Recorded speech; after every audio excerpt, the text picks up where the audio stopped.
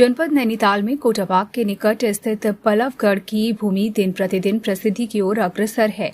इस पावन भूमि से वैद्यराज प्रदीप भंडारी ने गौमूत्र और जड़ी बूटियों के मिश्रण से अद्भुत औषधि तैयार कर हजारों लोगों को असाध्य बीमारी से ठीक कर उन्हें नवजीवन प्रदान किया है। गौमूत्र अर्थात गौत्र एवं जड़ी बूटियों के मिश्रण से बनी दवाइयों द्वारा कैंसर, हेपेटाइटिस, गठिया, शुगर, थायराइड, ब्लड प्रेशर और हृदय के रोगों के मरीजों के बेहतर इलाज के लिए प्रसिद्ध प्रदीप भंडारी ने हमारे संवाददाता रमाकांत पंत से विस्तृत वार्ता की। आइए जानते हैं उन्होंने क्या कुछ कहा। की लालसा इसने आज पूरे युवाओं को पथभ्रष्ट करके रख दिया है। बहुत सुंदर। ये सबसे बड़ा सवाल है, कम समय में अधिक पाने की लालसा।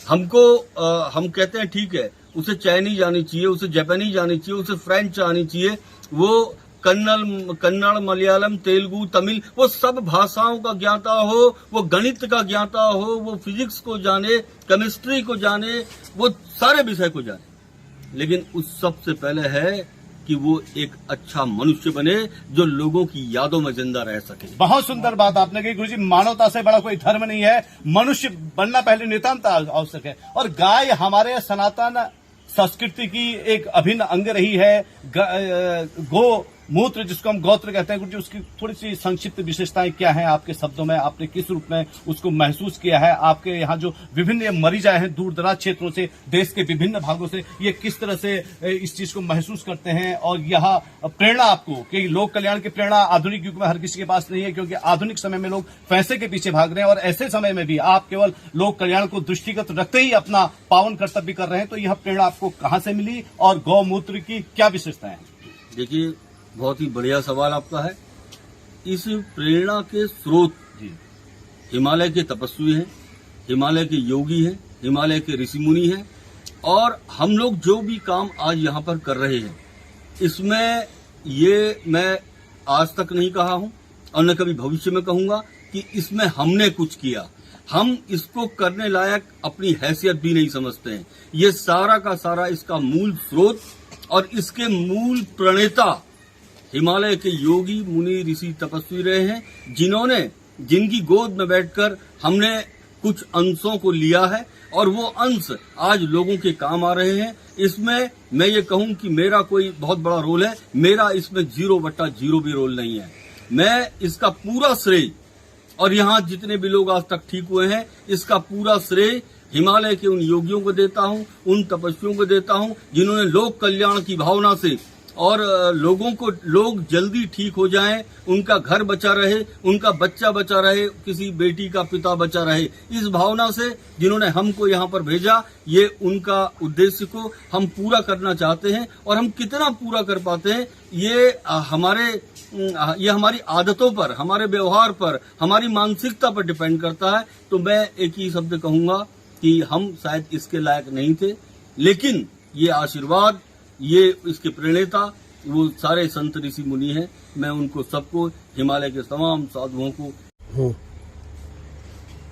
हिमालय की गोद में बसा उत्तराखंड प्रकृति की अमूल्य धरोहर है। इस धरोहर में, इस धरोहर के आंचल में एक से बढ़ के एक पुरुष जो कि लोक कल्याण के लिए कार्य कर रहे हैं, जिनका सतत प्रयास है कि समाज का उत्थान हो और समाज आरोग्यवर्धक रहे, कहीं पर कोई रोग न हो। ऐसे ही कर्तव्य में कुशाग्रता, मन में एकाग्रता एवं आचरण में बहुत ही शुद्ध पवित्रता एवं आध्यात्मिक विचारधारा के धनी गोत्र क्रांति के जनक इस उत्तराखंड की धरती पर हैं प्रदीप भंडारी जी, जो पवलगढ़ में अनेक असाध्य बीमारियों का इलाज करते हैं। देश और दुनिया में बड़े समर्पित भाव से लोक कल्याण को दृष्टिगत रखते हुए आप जो है लोगों का उपचार करते हैं, लोगों को आरोग्य रहने के लिए अनेक विद्याएं, अनेक शिक्षाएं इस भूमि से प्रदान करते हैं। इसलिए पवलगढ़ की यह भूमि अपने आप में अद्वितीय एवं पवित्र है। आइए मिलते हैं पवलगढ़ के गौक्रांति, गौत्र जिसको गोमूत्र कहा जाता है, आध्यात्मिक भाषा में गौत्र कहा जाता है, गौत्र क्रांति के जनक प्रदीप भंडारी जी, जिन्होंने अनेक असाध्य बीमारियों का उपचार किया है। भंडारी जी, आपका बहुत बहुत स्वागत है और आपसे यह जानना चाहेंगे कि सबसे पहले इस पवलगढ़ की धरती से आप अपने संदेश में, ताकि लोग निरोगी रहें, स्वस्थ रहें, इस बारे में क्या कहना चाहेंगे?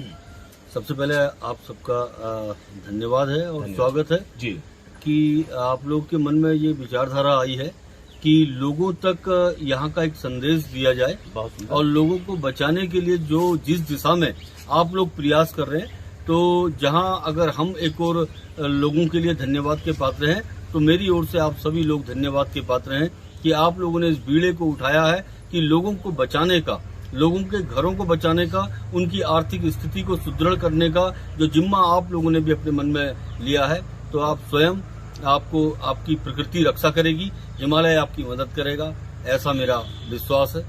बहुत सुंदर बात आपने कही कि प्रकृति और हिमालय दोनों ही अद्भुत हैं और हिमालय के बिना तो पूरा संसार अधूरा है। और हिमालय के इस आंचल में आप बहुत ही शानदार संदेश लोगों को दे रहे हैं और निरोगी काया रहे, इसके लिए भी आप अपनी ओर से प्रयास कर रहे हैं। गुरु जी, आज के समय में केवल आपसे यह जानना चाहेंगे कि वर्तमान समय में जो नशे का प्रचलन है, इस नशे के प्रचलन के कारण अनेक बीमारियां उत्पन्न हो रही, लेकिन स्थानीय युवाओं को आपके नाम क्या संबोधन रहेगा? देखिए, एक तो सबसे बड़ी बात यह है, सवाल बहुत बढ़िया है आपका, लेकिन एक सबसे बड़ा सवाल यह है कि जो बच्चा पढ़ लिख रहा है, उसको हम पढ़ाई लिखाई के संग एक एजुकेटेड पर्सन तो हम उसे बना रहे हैं, लेकिन हम एक अच्छा इंसान बनाने में कामयाब नहीं हो पा रहे हैं उसे। बहुत सुंदर, क्योंकि कम समय में प्रणाम कर। बहुत सुंदर बात आपने हिमालय की भूमि में, हिमालय के आंचल में जो ऋषि मुनि हैं उन्हें प्रणाम किया। गुरुजी, आपके इस आश्रम में एक आध्यात्मिक अलौकिक छठा दिखती है, आपके वहाँ यज्ञशाला भी दिखती है, क्या इन उपचारों में यज्ञ का भी कोई महत्व है? बहुत बड़ा महत्व होता है।